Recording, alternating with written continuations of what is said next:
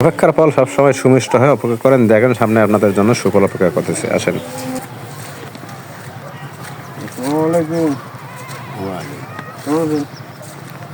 আল্লাহ আছে বা ভালোই আছে। কি বেরোচ্ছেন? আলু আলু শাক বাড়িতে আলু আলু দেখি সব চাষি আলু আবাদ করছে। তাতে আলুর কি পজিশন দাঁড়াইতে পারে শেষ পর্যন্ত? আল্লাহ যেটা হাত তবদিরি যেটা দিয়ে। হ্যাঁ, আলহামদুলিল্লাহ, খুব ভালো কথা অবশ্য হয়েছে। তারপর তোমার একটা অভিমত আছে না, তোমার একটা ধারণা আছে না চাষি হিসেবে? হ্যাঁ, এবার বীজের দাম হয়, হ্যাঁ, আবার ফলনের দাম কম। ওটা তো খনার বছরের কথা। ও, তা ওই বীজের দাম তো গতবারও বেশি আসলো মোটামুটি। গতবার থাকলো, এবার যেটা তুলনীয় মূল্য, হ্যাঁ, তাতে গরিব মানুষে আলু গাড়বেন নাই পায়। যেগুলো বড় লোক হ্যাঁ, ধ্যান করিয়ার পায়, হ্যাঁ। ওগুলো আলু গাছছে। তা আপনিও তো গাছছেন।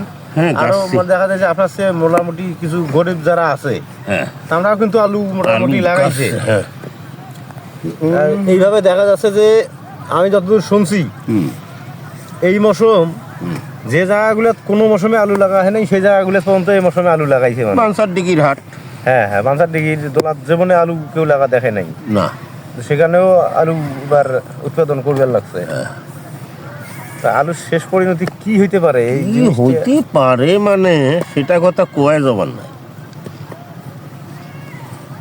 কতেক চাষি ক্ষেত সারিয়া হ্যাঁ, বাড়ির টোপলা ডাবলি কোটে ধরি বসে থাকবে। কেউ ঢাকা যাব, কেউ ভাকা খাবো। বিষয়টা তো এরকম। আসলে তো আগত কিন্তু মানে এইরকম কিছু হয়েছে। হইছি। কয়েক ভাই দেখছি আমি যে ঢাকা গেছে, পথে বসে গেছে, হ্যাঁ, কন্ট্রাক্ট নিয়ে দিলে আবাদ করে। তা আমরা কিন্তু আমি আনা যে ধনিয়া খায়া ফেলাছি, কোনো দাবি দেওয়া আগের না। ধনিয়া। ধনিয়া ওই যে ওইখান থেকে একটু তুলি মুখ দিছি। ও, এটার দাবি কি আসলো ওই নিন তো হ্যাঁ, না না করলে তো। শাকগুলো ফের মারি দিয়ে গেছেন তো। এই দুই একটা মারি দিয়েছি, না আলু গাছগুলো একটু উত্তুরে হোক। দেশি আলু না বুকড়ে ইয়ে। বুঝতে গিয়ে এই যে ভেতরে শাকের ভেতরে ভেতরে নাঙ্গলটা নিয়ে গাড়ি দিছি। ও, ওরাইছে এলের অবশ্য ভর্তা ভাজি খাইতে খুব ভালো লাগে। আর যদি গরুর মাংসের সাথে দেওয়া যায় তা সেইটাই না। ও, আপনি তো এই বয়সে যে পরিশ্রম করেন দেখি, বিভিন্ন দিন দেখছি তো এই জায়গাটাতে, এই যে এই আলুগুলো সম্পূর্ণ লাগাইছেন, মাটি দিয়েছেন একলা একলা, এগুলি আলু লাগাইছেন, এই যে শাক লাগাইছেন, পেঁয়াজ। শাক মোটের পরে ভালো দামে বেচা আছে। মোটের পরে শাকত ভালো বসে গেছে। তাতে এই যে আমরা শাক করি, আপনি কত ইনকাম করে পাইছেন লাভ যেটা? লাভ যেটা ৬,০০০ টাকা বেচাছি শাক। ৬,০০০। আবাদ তো আছে। হ্যাঁ, আবাদ আছে না, হ্যাঁ। ৬,০০০ টাকা বেচা আছে। এর মধ্যে ফির খাইছেন, এর ভিতরে খাসি খাওয়া দাওয়া ৬,০০০ বেচাইছেন, তাতে দেখা গেল যে ১,০০০ টাকা লাভ হয়েছে।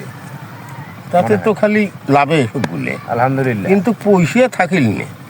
পয়সা তো থাকার জিনিস নয়, আবার থাকার জিনিস। পয়সা এই যে এই পাক থেকে আনছি, ওই আবাদত গেছি, ওই চরত আবাদ করছি, আবাদত গেছি। হ্যাঁ, আবার তো যাইছে, আবার ওইখান থেকে বেরিয়ে আসবে। ওইখান থেকে বেড়ে আসবে। হ্যাঁ, শেষত এগুলা বৈশাখ জ্যৈষ্ঠ মাসে হিসাব হইবে। হ্যাঁ, আলহামদুলিল্লাহ। আষাঢ় মাসে যখন যাবো আর ইনকাম হোক, তখন হিসেব হইবে। আষাঢ় মাস যখন যাবো না, বাদাম টাদাম তুলিয়া তখন হিসেব কর্ম বলে কতগুলো টাকা লাভ করছি আর কতগুলো টাকা খাচ্ছি। নমস্কার। আমি তো এটা সেদিন করে দিলে ফেলে, পুরো দিলে ফেলে ভালো হইবে। পানি দেওয়া লাগবে, পানি স্প্রে দেওয়া লাগবে, পানি দেওয়া লাগবে, সার একটু দেওয়া লাগবে। সার দিলে শাকেরও উন্নতি হইবে। এগুলো তো মাটি দিবেন না মনে হয়, এগুলো তো মনে হয় ইয়ে দেবেন না, নাড়া। মাটি দিব, মাটি দেওয়া ভালো হবে, আমাকে নাড়া দেয়। এটা শক্ত মাটি, ওই শাকটা ওদিকে একটু মাটি দিলে ভালো হইবে। তা থাকেন, আসি। হ্যাঁ, হ্যাঁ, হ্যাঁ, আসতে পারেন বাবা।